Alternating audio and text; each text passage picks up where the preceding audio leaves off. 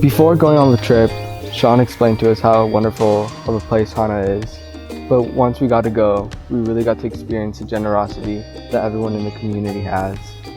Everyone there they're basically neighbors, and if you walk down the street, they give you honey and fish, and everyone there is just a big community.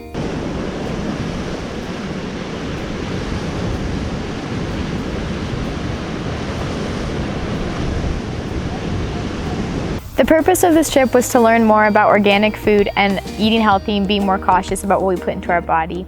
We went to Hana to do this, and we spoke with a bunch of local farmers and learned the intention that they put into their food and how that's different from big industrial farmers. This is our eldest brother, he provides for us and he takes care of us, and all he requires is a little bit, TLC, tender love and care, just to be taken care of. So to me, this is everything. I mean, not only to me, just to a lot of the people, especially the kids that we teach, the elementary kids. This is everything to them. This is their life. This is their happiness. This is their joy. One of the locally grown foods that we were exposed to was the taro root, which was then pounded into poi. When we went to the one school in Hana, we were witnessing the 5th graders pounding the taro root into poi, for which they were later making a dinner for their family later on.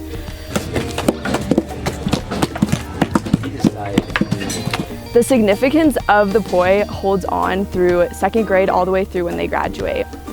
Before beginning the ceremony, they began a chant for which they acknowledged their teachers for everything they've done for them throughout the year.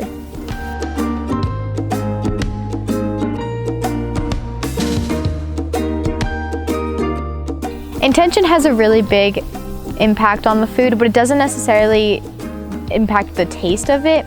It's more of an energy thing. So when we went to Eileen's farm, she taught us about how the intention that she puts out into her food is for her community and able to support the people in her community and give them something that she loves. But we also focus more on conventional farming, and they do it just for money. Here's the, thank you so much. Oh, I just love you for holy, and nice and sealed, look at that. Wintertime we were doing 800 to 1,000 pounds. And now we're doing about 600. We're picking basil, and we are trying not to pick the ones that have flowers on them because that means they're too bitter, and that would be for essential oils. So we're picking the ones that have flowers about to grow. Coconuts are pretty much superior to every other food because they provide water, the meat, the shell can be reused to make bowls, can provide shelter, and it has a ton of nutrients in it too. And one thing that's really cool is that if you're stuck on a desert island, you can live off of coconuts. Ask themselves, because they're not going home. There might not be a return visit home. So they chose to bring the coconut palm with them. They said this plant is so important for our survival that it's so integral to our society that we need to take it with us. And so that's how it arrived here.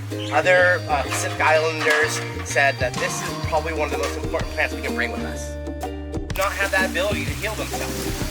So when you climb a coconut tree with spikes, you're injuring it and it won't be able to recover. So after years of climbing with a spike, you've actually killed the tree. A tree that could have lasted 60 to 80 years is now only going to make it 30 years. I will remember Brad and how he came and fed 18 students he didn't know fish that for the first time we didn't even pay for. Well, this fish was incredibly fresh. It had been out of the water for about 5 hours, I think he said, and it was honestly amazing. Great over Vic. And what were the bloodline? These red things you said make it taste fishy? Yeah. So are you deciding to cut it Well, off? this one's got a bone in it too, so I definitely gotta cut it out. Right? Yeah. It kind of feels good. If you squeeze it in your hand, you can almost feel all the rivets and everything. And you're good. Pop it off.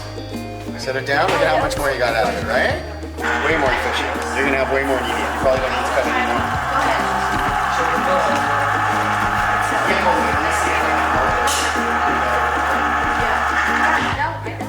Well, the business dinner was one of my favorite days. So our last week of Hana, we were going to host a dinner for the teachers of T and the teachers of the local Hana High School. So the morning of, we created a menu that consisted of an appetizer, main course, and a dessert.